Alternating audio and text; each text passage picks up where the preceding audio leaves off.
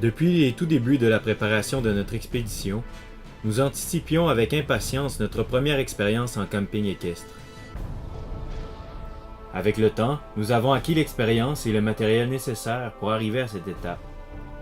Le grand jour, enfin arrivé, nous avons sellé les chevaux et bâti notre mulet, à l'aide de nos nouveaux sacs de transport.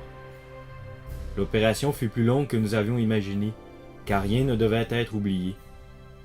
Tout l'équipement nécessaire devait être bien classé pour préserver l'équilibre du bas sur le dos de notre mulet. Nous nous sommes mis en route beaucoup plus tard que prévu, mais nous avons pu trouver un emplacement pour le campement assez facilement.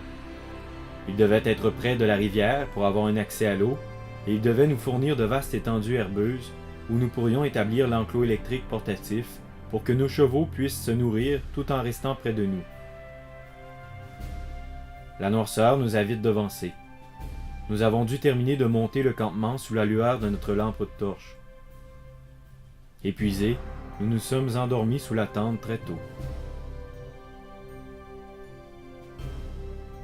Pendant cette première nuit, nous tendions souvent l'oreille pour percevoir le bruit réconfortant des chevaux qui broutaient l'herbe fraîche. Ceci nous confirmait qu'ils étaient toujours près de nous. Nous pouvions alors nous rendormir l'esprit tranquille. Notre réveil fut matinal, bercé par un magnifique soleil et aussi par toute la beauté de la nature qui s'éveillait tout autour de nous.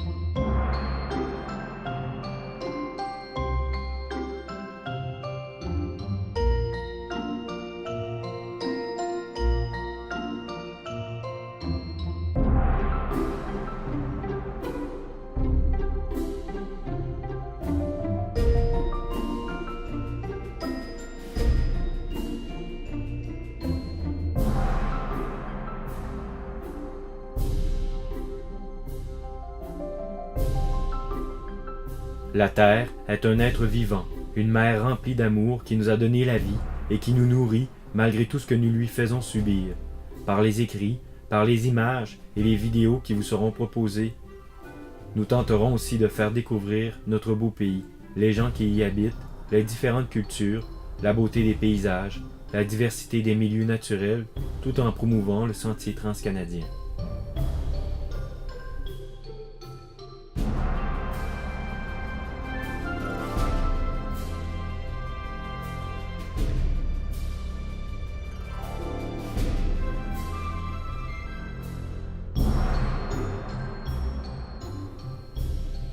La cause principale de notre aventure sera de sensibiliser les gens sur l'impact positif que l'homme peut apporter à son environnement s'il ose changer et transformer ses habitudes de vie, mais aussi sur l'importance des liens que nous pouvons tisser et entretenir avec la nature ainsi qu'avec tous les êtres vivants qui nous entourent.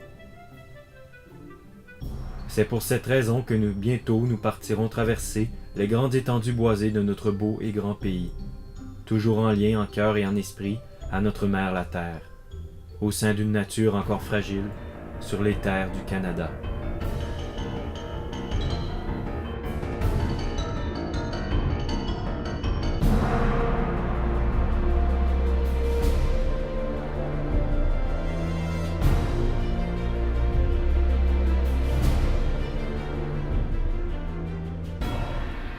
Après avoir pris soin des chevaux, nous sommes partis explorer les environs, en laissant le campement et les bagages derrière nous. Nous avons pu apprécier toutes les beautés de la forêt au rythme des pas de nos chevaux.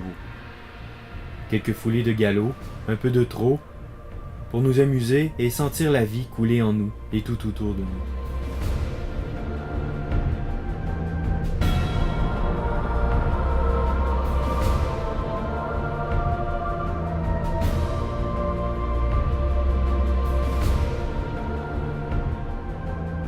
Pour ce qui est de la phase 1 du projet Aventure rêvée en Terre sacrée, moi et Stéphanie avons entamé une période de préparation qui a débuté en juillet 2013 et qui devrait s'étaler jusqu'au printemps prochain.